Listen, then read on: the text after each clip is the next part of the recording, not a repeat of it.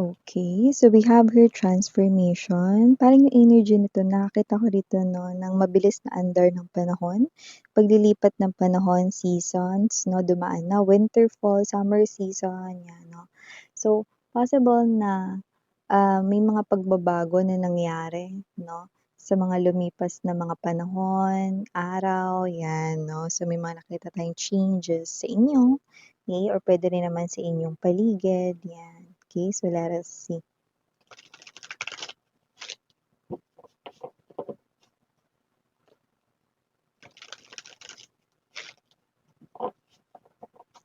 It looks like with the moon, something here that you do not expect will happen.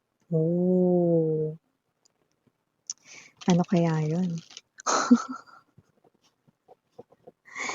And that's what we're gonna find out. Okay. Sama-sama nating alamin. Ano kaya iyon?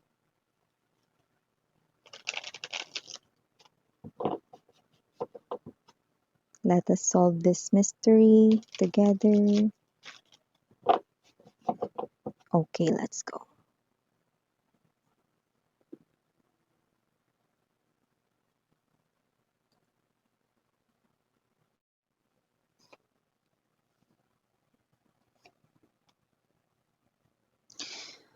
Oh, meron ako nakikita ritong bumabiyahe 'no, mula siya rito sa malayo, okay?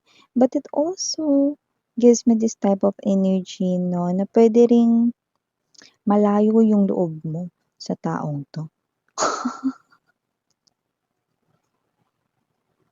But this person here with the Justice energy, looks like this person here, meron siya ritong gustong pag-usapan kayo. More likely, it sounds like a favor right here, so let me see more. Yeah, see, look at that.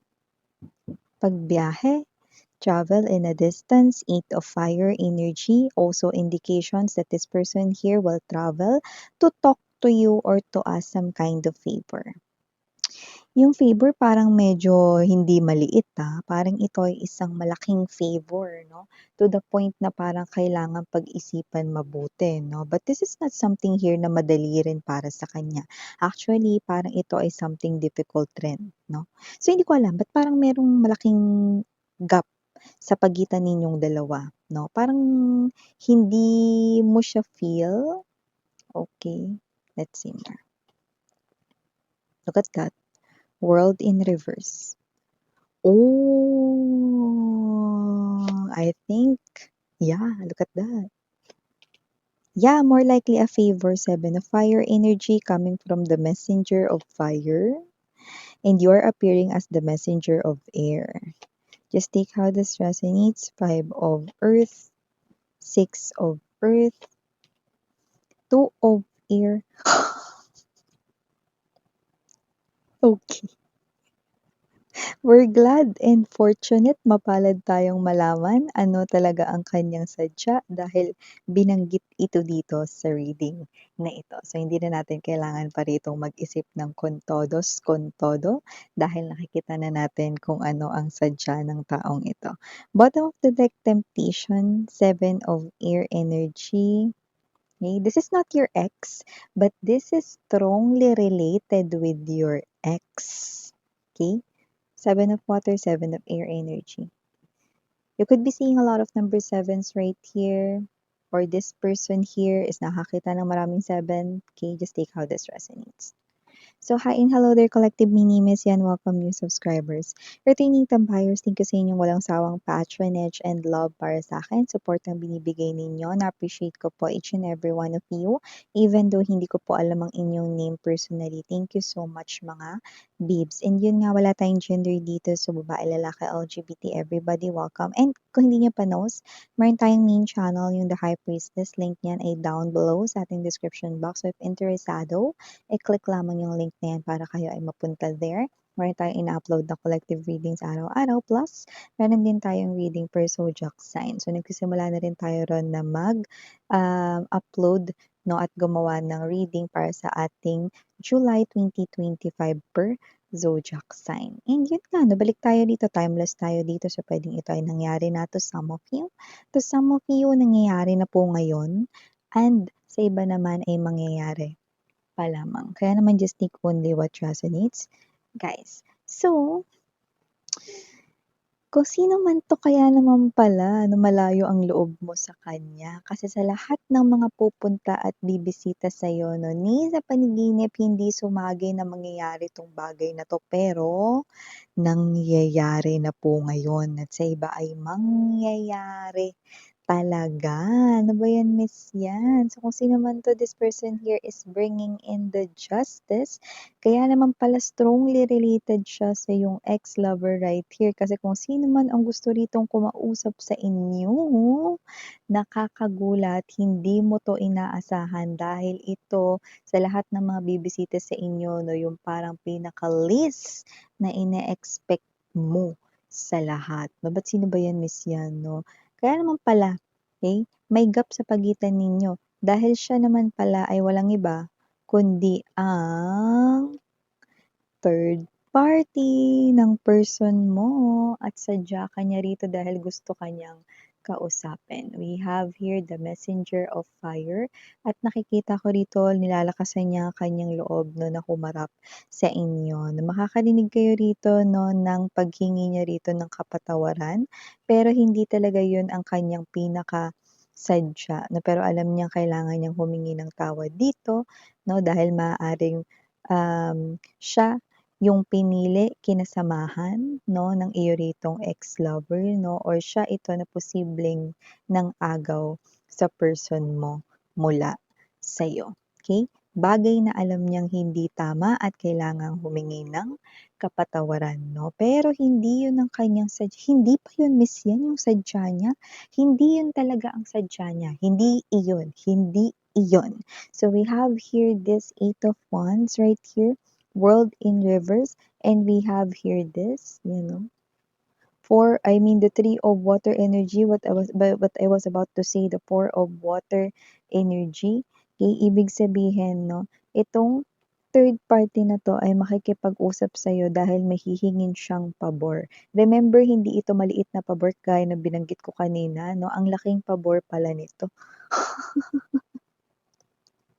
Ano ba yun, Miss 'yan 'no? Ito yung klase ng pabor at pinakasadya nitong third party na 'to 'no. So nakita ko rito mga babes 'no, na wala man siya ritong karapatan sabihin ito pero ito talaga yung bagay na gusto niyang mangyari ngayon. Ano yun, Miss 'yan 'no? Seven of fire energy kahit hindi niya alam kung sasang-ayon ka ba rito sa hihingin niyang pabor, sasabihin niya pa rin 'no, at malayo yung pinanggalingan nitong tao na 'to na may distansya talaga sa pagitan ninyo 'no. Kaya eto siya, hindi siya rito aatras at babanggitin niya ang kanya ritong gustong mangyari. Pakiusap niya sa'yo, 'yan 'no, bawiin mo na ang person mo, isinasauli niya na ito sa iyo. 'No. Don't get me wrong, pero kung ano man yung rason, umay na siya sa person mo. So, kahit hindi niya alam mga babes 'no, eh, kahit hindi niya alam kung willing ka pa na i-take back ang iyo ritong ex-lover 'no, dahil sinasauli na ni third party, hindi dahil pinagsawaan niya na ang iyong ex-lover, kundi umay na siya dahil hindi niya ma-handle ang mga gawaing hindi maganda ng person mo 'no. With the temptations right here, halo-halo na. Puwedeng may iba ring mga kinakausap yung partner mo na iba pang mga other girls, other women, other man, other men, 'yan. LGBTQs of course welcome din kayo. Plus, puwedeng meron din siya ritong ibang kinahuhumalingan like bisyo 'no, alak, sugal, 'yan 'no, may mga gano'n. So, may mga bagay siya rito na posibleng natuklasan about your ex-lover right here kaya binabalik na ito sa'yo ng third party. So, dito mga babes 'no, parang makikiusap din kulang na lang lumuhod yung third party sa'yo at hawakan yung kamay mo. At makiusap na, please lang talaga collective, kunin mo na ang person mo. Kung kinakailangan ritong i-impake ko lahat ng gamit niya, ito na 'no, at posibleng yung iba sa kanila nauna pang baka may paunang batch na dala na na damit ng iyong ex-lover. So, talagang desidido na siyang isauli 'no, yung person mo 'no. So, nakita ko rito na naumay siya at hindi niya talaga kinaya at hindi niya kayang i-handle ang iyong person 'no, sa mga toxic activities at mga behaviors nito. So, with the messenger of air energy, nakita ko 'no, na hindi mo rin aatrasan ang third party. Kaya lahat ng sasabihin mo from the get-go ay talaga namang from your honest na, sagot sa kanya 'no. In full honesty, sasagutin mo siya rito, yun ang nakikita ko rito. Okay. So, nakita ko rito na makakatikim ng mga maanghang na salita ang third party 'no, mula sa'yo. Pero hindi ko nakikita rito 'no, nagagamit ka rito ng mga salita na hindi ka tanggap-tanggap like, hindi ka gagamit ng mura pero makakatikim ng maanghang na salita yung third party sa pamamagitan ng mga nakakagising na mga babanggitin mo sa kanya. Like kunwari ganito na matapos na agawin mo yung person ko dapat naging responsable ka at dapat tanggap mo yung mga ganyan niya na mga bagay ta's ngayon isasauli mo, aba matindi ka talaga, 'yan 'no, parang gano'n yung energy ninyo 'no, parang you are honest with your feelings and emotions through your words 'no, but you're not saying yung mga mura 'no, like yung mga bawal na salita 'no. So, you are someone here 'no, who holds honor and napaka-upright mo for saying pa rin ang iyong feelings and emotions 'no, without telling bad words, 'yan 'no. Kaya hinahangaan kita dito sweetheart 'no, kasi posibleng galit ka rito pero hindi mo binabanggit yung mga, hindi tamang salita, ayan. Okey, so nakita ko dito ng energy 'no, na eto yung third party 'no, hindi siya rito sasagot sa'yo kasi nga mga babes 'no, parang yung energy niya hinang-hina siya. Hinang-hina na siya rito kadil yung person mo. Kaya kahit na alam niya 'no, na siya yung babae or lalaki 'no, na umagaw rito sa'yo rito 'no, nakarelasyon, okey? Eto siya 'no, na nilalakasan niya yung loob niya rito kasi hindi niya na alam mo puwedeng mas bata ito sa iyo, okey, or sa inyo ng person mo kasi parang may gano'n tayong clue or sign na nakukuha pero you know that sign might not be resonating to all of you ha, kaya naman just take how this resonates 'no. Pero pasaway yung person mo 'no, dito sa tao na 'to and ikaw kasi mga babes 'no, may energy ka kasi rito 'no, na parang yung person mo kasi is matagal mo siyang nakasama, yung iba puwedeng asawa niyo pa nga yun, eh. Iba naman puwedeng long time boyfriend, girlfriend o kaya kilala niyo na yung mga ugali niya dito. Pero kayo, okey, na-handle niyo yun. Pero yung third party hindi yun na-handle, 'yan, okey. Kasi baka bata pa ito 'no, yung third party, may energy kasi tayong gano'n 'no or sadyang, maikli lang yung pasensya niya.